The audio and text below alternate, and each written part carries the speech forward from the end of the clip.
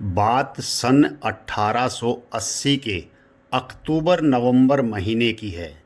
बनारस की एक रामलीला मंडली रामलीला का मंचन करने तुलसी गांव आई हुई थी। मंडली में 22-24 कलाकार थे, जो गांव के ही एक आदमी के यहाँ रुके हुए थे।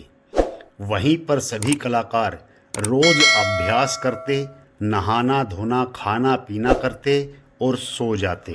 पंडित कृपाराम दुबे उस रामलीला मंडली के निर्देशक थे। वो हारमोनियम बजाते थे और मंच संचालन करते थे। वहीं फौजदार शर्मा रामलीला मंच की साज सज्जा और रामलीला से जुड़ी अन्य व्यवस्था देखते थे। एक दिन पूरी मंडली बैठी थी और रिहर्सल यानी कि अभ्यास चल रहा था।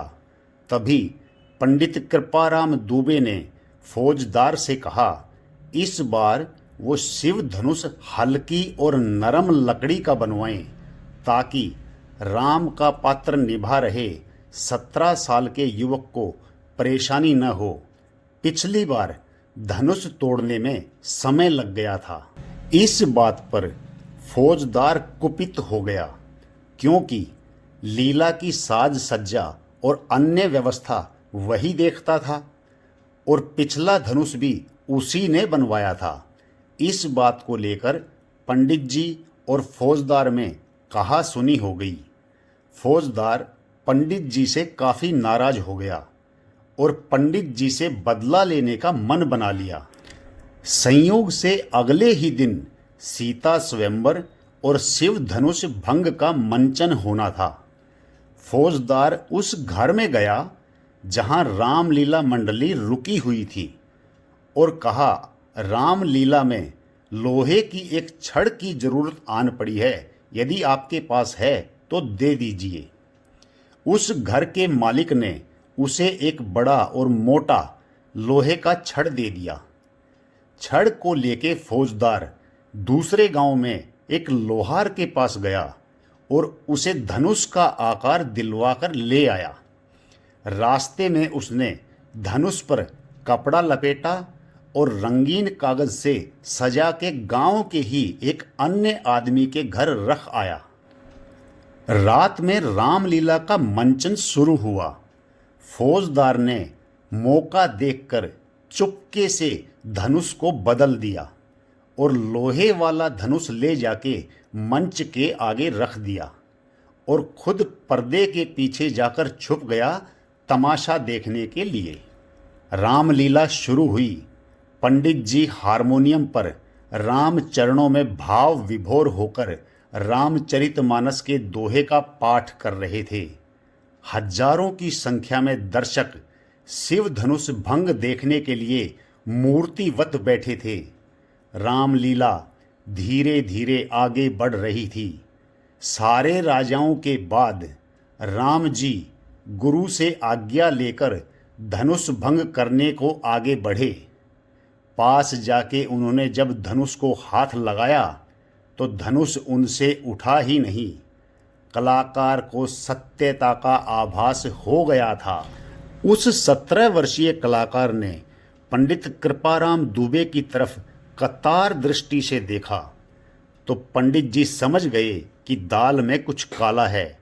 उन्होंने सोचा कि आज तो हजारों लोगों के सामने इज्जत चली जाएगी और ये कलाकार की ही नहीं, स्वयं प्रभु राम की इज्जत भी दांव पर लगने वाली है। पंडित जी ने कलाकार को आँखों से इशारा करते हुए रुकने और धनुष की प्रद दीक्षा करने का संकेत किया और स्वयं को मर्यादा पुरुषोत्तम के चरणों में समर्पित करते हुए आंखें बंद करके उंगलियां हारमोनियम पर रख दी और राम जी की स्तुति करनी शुरू कर दी। जिन लोगों ने ये लीला अपनी आँखों से देखी थी, बाद में उन्होंने बताया कि इशारा करने के बाद जैसे ही पंडित जी ने आंखें बंद करके हारमोनियम पर हाथ रखा तो हारमोनियम से उसी पल दिव्य सुर निकलने लगे। ऐसा वादन करते हुए किसी ने पंडित जी को कभी नहीं देखा था। सारे दर्शक मूर्तिवत हो गए। नगाड़े से निकलने वाली परंपरागत आवाज भीषण द्वंद्व भी में बदल गई। पेट्रोमैक्स की धीमी रोशनी बढ़ने लगी। आसमान में बिन बादल बिजली कौंधने लगी और पूरा पंडाल अद्भुत आकाशीय प्रकाश से रह रहकर प्रकाशमान हो रहा था।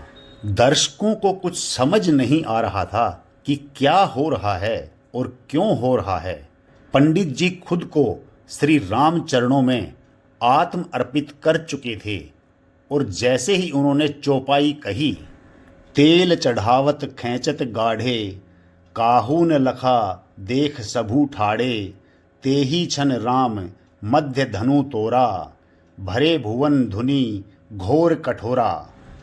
पंडित जी के चौपाई पड़ते ही आसमान में भीषण बिजली कड़की और मंच पर रखे लोहे के धनुष को कलाकार ने 2 भागों में तोड़ दिया।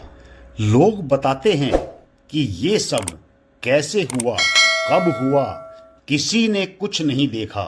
सब एक पल में हो गया। धनुष टूटने के बाद सब स्थिति अगले ही पल सामान्य हो गई। पंडित जी मंच के बीच गए और टूटे धनुष और कलाकार के सन्मुख दंडवत हो गए। लोग शिव धनुष भंग पर जय श्री राम का उद्घोष कर रहे थे और पंडित जी के आंखों से श्रद्धा के आंसू निकल रहे थे। राम सबके हैं, एक बार राम के होकर तो देखिए।